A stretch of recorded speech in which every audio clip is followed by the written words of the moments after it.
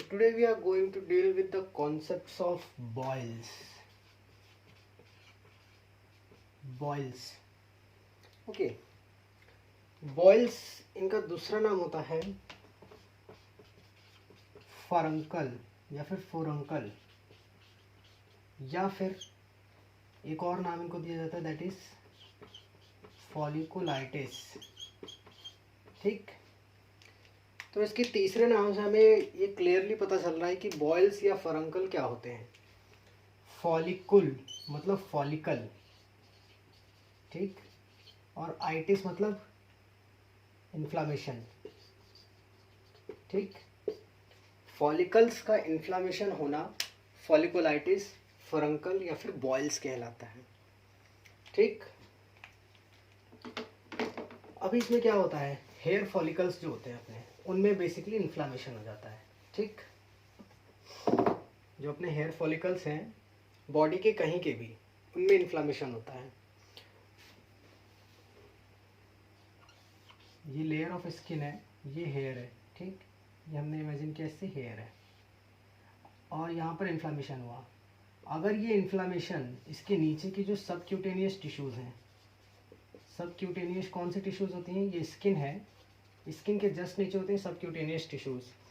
Means कि ये बोला जाता है कि जो वर्टिब्रेट्स होते हैं उनमें इंटीगोमेंट्री सिस्टम मतलब स्किन से रिलेटेड इंटीगोमेंट्री सिस्टम की जो इनर मोस्ट लेयर होती है वो सबक्यूटेनियस लेयर होती है। अगर यहाँ का हुआ इन्फ्लामेशन नीचे ट्रांसफ़र हो जाता है, यहाँ पर कोई इन्फेक्शन आया, बैक्टीरिया आया और उसने इन्फ्लेमेशन कॉज किया, किसी भी रीज़न से अगर वो सबक्यूटेनियस टिश्यूज़ में इन्फ्लेमेशन कॉज होने लग गया तो यहाँ पर हो जाता है फॉलिकुलाइटिस, और ये बन जाता है सप्यूरेटिव, मतलब यहाँ पर पस फिल होना स्टार्ट हो जाता है। ठीक, यहाँ पर सप्यूरेशन हो जाता है और सेंट्रल नेक्रोसिस भी स्टार्ट हो जाता है। मीन्स जो इसके अंदर के बीच के सेल्स हैं वो भी डिस्ट्रॉय होना स्टार्ट हो जाते हैं।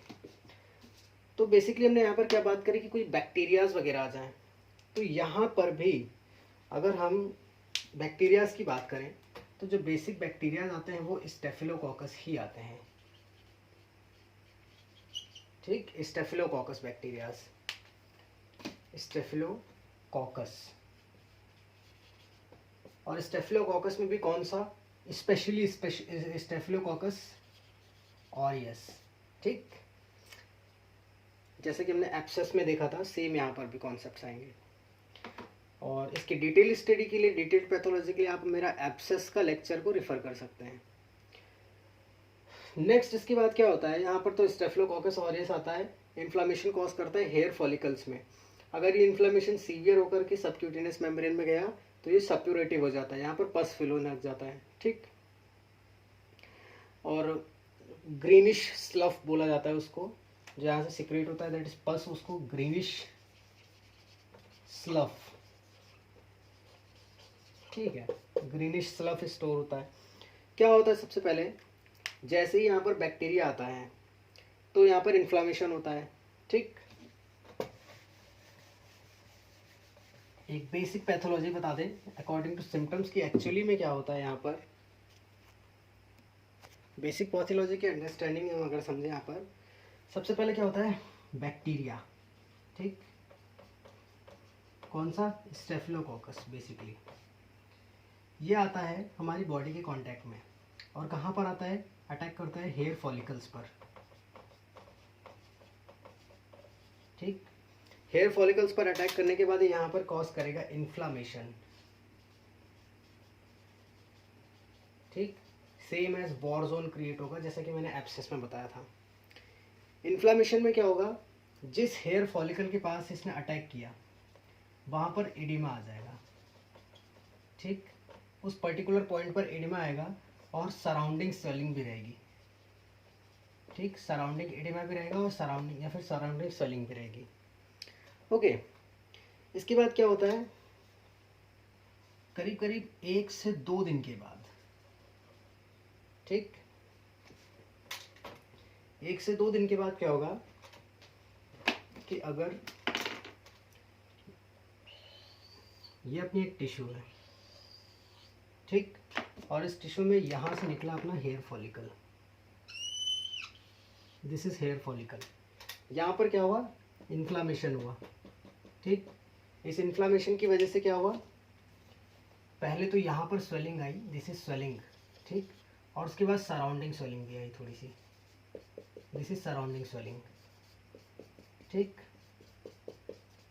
ये सराउंडिंग स्वेलिंग आ गई। 1 से 2 दिन के बाद क्या होता है, जो सेंटर पार्ट है इसका, ठीक, इसका जो सेंटर पार्ट है, 1 से 2 दिन के बाद क्या होगा, इसके नीचे क्या बताया था मैंने, सबक्यूटेनियस टिश्यूज, ठीक। तो ये इन्फ्लामेशन नॉर्मली नीचे आता है, 1 से 2 दिन क्या होगा, इन्फ्लामेशन जो बैक्टीरिया है नीचे की तरफ इन्फेक्ट करेगा। यहाँ पर जब इन्फ्लामेशन फैलेगा तो सबसे ज़्यादा बैक्टीरिया सेंटर पार्ट में होते हैं, जहाँ से इन्फेक्ट किया है फॉलिकल को। यहाँ से जब बैक्टीरिया नीचे आएंगे तो सबक्यूटेनियस टिश्यू को इन्फ्लामेट करेंगे, और इसके इन्फ्लामेशन की वजह से यहाँ पर पुस्ट्यूल का फॉर्मेशन होगा। पुस्ट्यूल मतलब पस फिल्ड स्पेस, ठीक, इस जगह पर पस फिल भरना स्टार्ट होगा। अब जगह यहाँ पर लिमिटेड है, पस फिल होगा तो वो ऊपर की ओर आएगा, और यहाँ पर पस की कंडीशन आ जाएगी, ठीक, तो यहाँ पर पस फॉर्मेशन हो जाएगा। और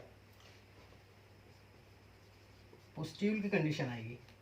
इसके बाद क्या होगा, जब यहाँ पर पस फॉर्म होने लग जाएगा तो जो अपनी सबक्यूटेनियस टिश्यू है यहाँ पर क्या हो गए, अब पस फॉर्म हो रहा है, फिर भी इम्यून सेल्स और वॉर जोन क्रिएटेड है, तो बस पुस्ट्यूल के बाद सबक्यूटेनियस टिश्यूज का सेंट्रल नेक्रोसिस स्टार्ट हो जाता है।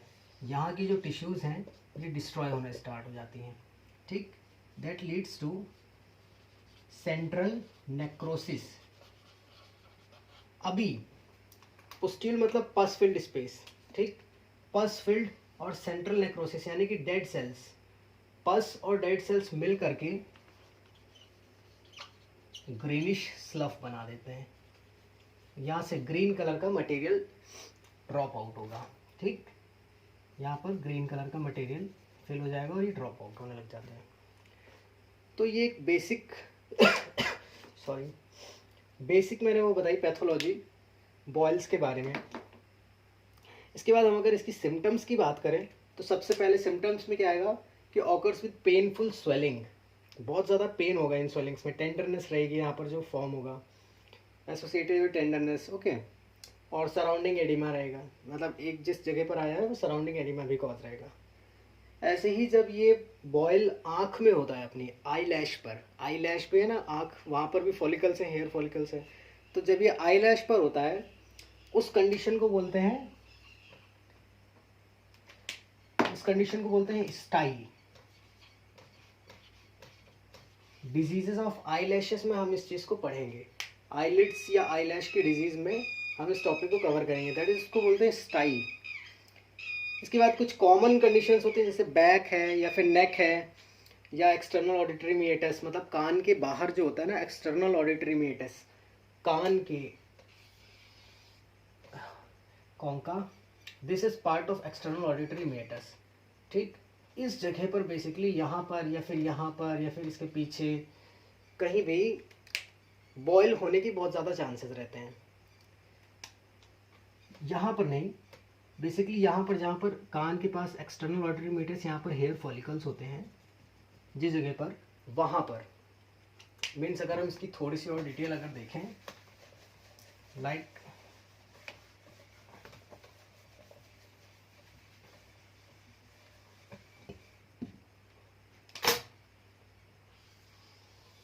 अगर ये अपना ईयर है तो इसके अंदर ये ऑडिटरी कैनाल आती है, एक्सटर्नल ऑडिटरी मीटर्स, इसमें एक सर्टेन पॉइंट तक ही हेयर्स रहते हैं, ठीक, तो इसकी यहाँ पर पुस्ट्यूल बॉयल होने का बहुत ज़्यादा चांस रहता है, और यहाँ पर इसलिए बॉयल होने का चांस रहता है हाँ क्योंकि यहाँ पर हेयर प्रेजेंट है।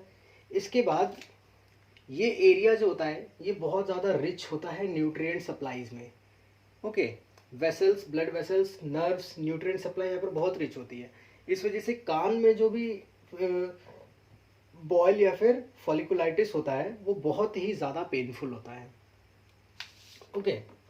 देन इसके बाद बॉयल्स के कुछ कॉम्प्लिकेशंस होते हैं, उनको डील कर लें। कॉम्प्लिकेशंस क्या आएंगे इसमें, कॉम्प्लिकेशंस आएंगे इसमें लाइक जिस सेल पर हुआ है वो सेल को भी इन्फ्लामेट करेगा, ठीक, तो सबसे पहले क्या आएगा, सेल्यूलाइटिस। ओके, देन इसके बाद सेल्यूलाइटिस तो आ गया, ये सेल के पास है, इस सेल को इन्फ्लेमेट करेगा सेल्यूलाइटिस। अभी ये जो हेयर फॉलिकल है ये अपने साइड वाले हेयर फॉलिकल को भी इन्फ्लेमेट कर सकता है, ठीक, ये इन्फ्लेमेट हो तो ये भी इन्फ्लेमेट हो सकता है। इसलिए सेकेंड कॉम्प्लिकेशन क्या आएगा, infection of neighbouring follicles. Okay, then subcutaneous inflammation होगा अगर, तो सबक्यूटेनियस इन्फ्लामेशन अगर इसके आसपास में कोई लिम्फ नोड वगैरह है तो उसको भी इन्फ्लामेट कर देगी। ड्यू टू अगर सबक्यूटेनियस में इन्फ्लामेशन हुआ है तो लिम्फ नोड वगैरह भी इन्फ्लामेट हो जाएंगी। तो यहाँ पर अगला कॉम्प्लिकेशन क्या आएगा, सराउंडिंग लिम्फ नोड इन्फ्लामेशन, ठीक। और एक और कॉम्प्लिकेशन आएगा that is necrosis of skin. Central necrosis हो रहा था ना सबक्यूटेनियस में, that is necrosis of skin. Okay, and then इसके बाद लास्ट पॉइंट आता है इसका जो हम कवर करेंगे दैट इज ट्रीटमेंट। तो इसके बेसिकली ट्रीटमेंट में तो हम एंटी इन्फ्लामेटरी ही प्रेफर करते हैं, एंटीबायोटिक्स हम नहीं देते हैं क्योंकि सेम कॉन्सेप्ट आ जाता है, क्योंकि इनमें जो भी पुस्ट्यूल फॉर्मेशन उसमें ब्लड वेसल्स होती नहीं है, ठीक है।